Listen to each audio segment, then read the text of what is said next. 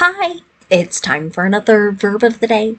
Today's verb is gripe, and this verb was suggested by the viewer Luis. Luis, thank you so much for sharing another great idea with us. Now, let's take a moment and review some of the definitions or the ways that we can use this verb.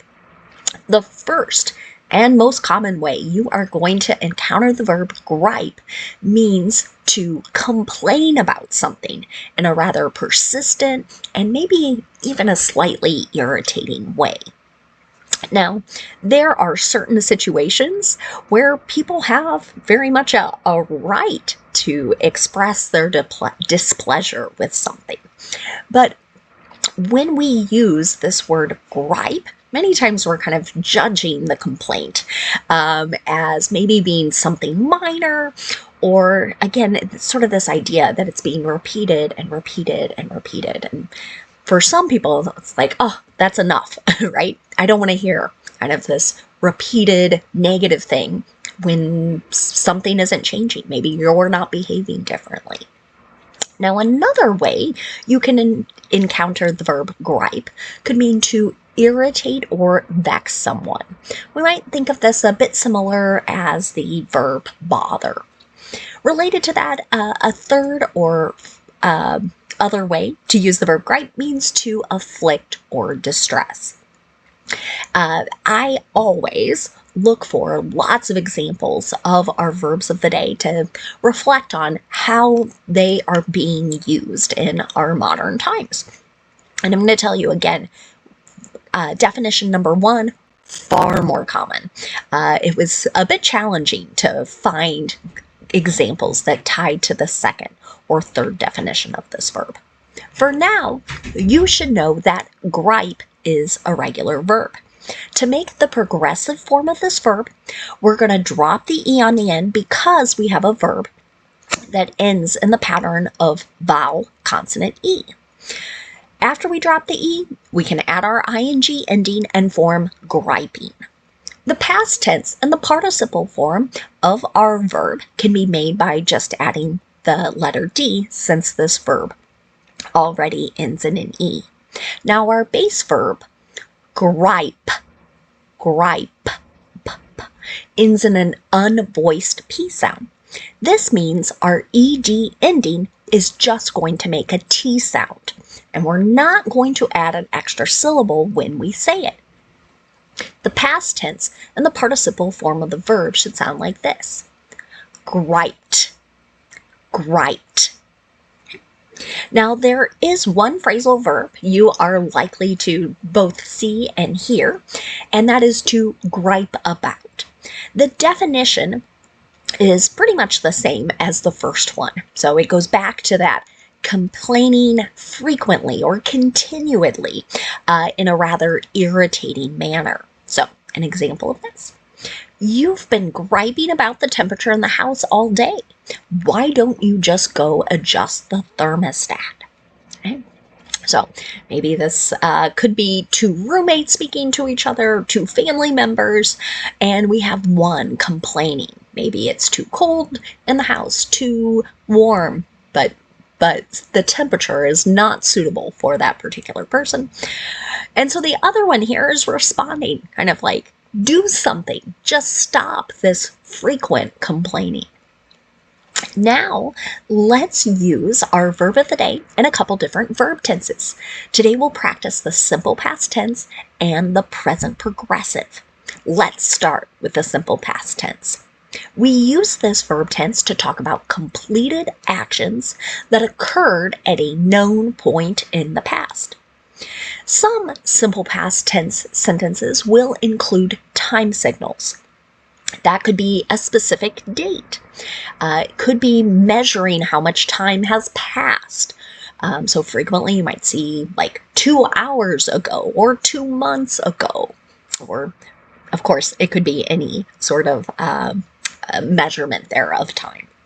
You might also see a word like yesterday. However, not all sentences in the simple past will have those time signals. That known time can be implied as part of a longer conversation or longer reading passage. The nice thing about making sentences in the simple past tense is that our structure stays the same no matter what our subject is. So in the affirmative, we'll start with our subject. We're going to use the ed form of the verb because this is a regular verb, and then we'll provide other information. So an example of this could be the coach quit after parents griped about their children's playing time. Okay, so this is a problem I've heard a lot about here in the United States with youth sports. So many times the coaches for these things are volunteers. They're doing it because they maybe love the particular sport. They enjoy working with children. They want to be a positive role model and enable kids to have an activity to do. However, some of them get nothing but complaints, and so might hear this word used in connection to that. Let's take a look at a simple past tense sentence now. To do that, we're going to start with our subject. We'll use did not, or the contraction didn't, and then the base verb. Notice I'm not using the ed form of the verb here in the negative. Let's take a look at another example. Athletes didn't gripe about the shallowness of the Olympic pool, but fans were disappointed to see very few new world records set. This, again, as I looked for recent examples of our verb gripe, this was something that came up in a number of news articles.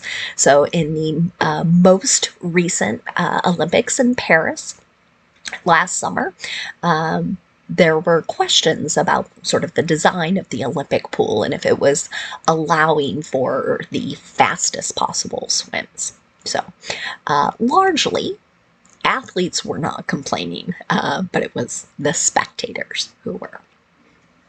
Now, let's take a look at making a yes or no question in the simple past tense. To do this, we'll start with did, then we're going to have our subject, and then the base verb. Again, I'm not using the ed form of the verb here. Here's another example. Did the students gripe about their grades? Okay.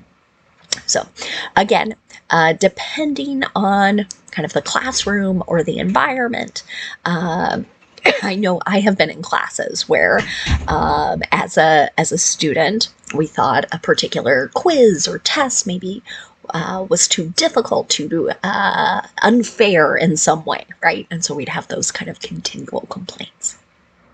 Now, let's move on and talk about using our verb of the day in the present progressive.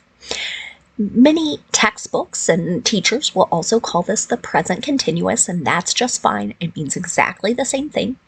In this verb tense, we're either focused on an action that is happening now or an action that is in progress, that is continuing during a time period that has not yet been completed.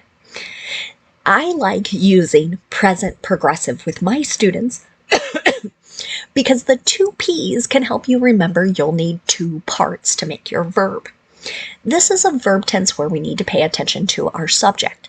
If the subject is I, we're going to be using the present form of be, which is am, and then the ing form of the verb.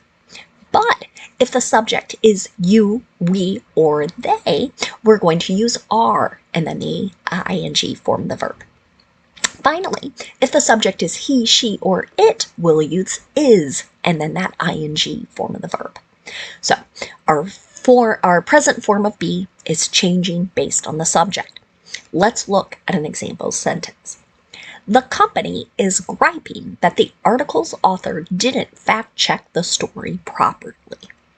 So there must have been something kind of unfavorable written about this particular company, and now they're making these persistent complaints.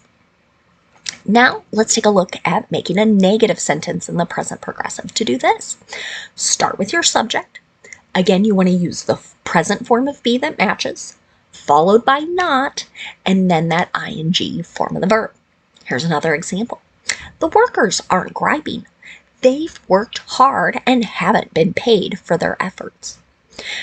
This sentence, or these two sentences together, illustrate an example of how sometimes when another person labels something as griping, you can take offense, right? You might think, no, this is a very valid thing that I'm talking about. It's not minor, or it's not small. It's not insignificant in some way. Finally, let's look at using a yes or no question in the present progressive. To do this, start with your present form of be, whatever form matches that subject, it comes next. Then use the ing form the verb. Here's another example. Are fans griping about the soaring prices of season tickets? Right? So this is something that will come up in various professional or semi-professional sports, but it continues to get more and more expensive to see these competitions live. Now let's move on and talk about some words that are related to our verb gripe. The first word we're going to talk about is just the noun form.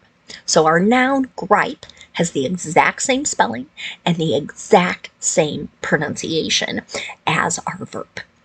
When someone uses this word as a noun, they're generally referring to something they think is a minor complaint. So again, there's a little bit of a judgment that comes across when you call someone else's complaint a gripe. So, an example of this: what were his gripes about the event? So many times we're thinking, why are you even complaining, right? It's such a small matter. Now, something that may come up with this is the noun gripe water. I saw lots of references to this, and in case we have young parents out there, they might be interested in this, but it is a liquid herbal supplement that some people will use to try and treat gas or colic or some fussiness in babies.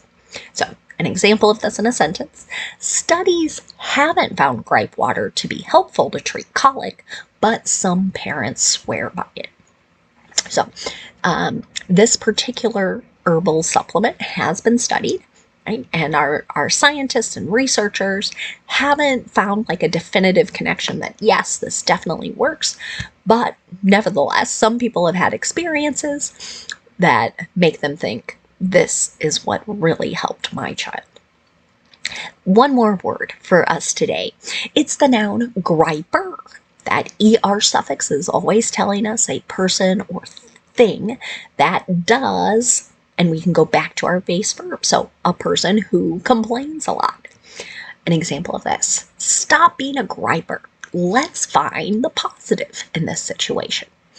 So generally, again, if we're calling someone else a griper, it has a pretty negative meaning to it, so we should be careful with that. But generally, it's a kind of person a lot of people don't enjoy being around because it's just negative.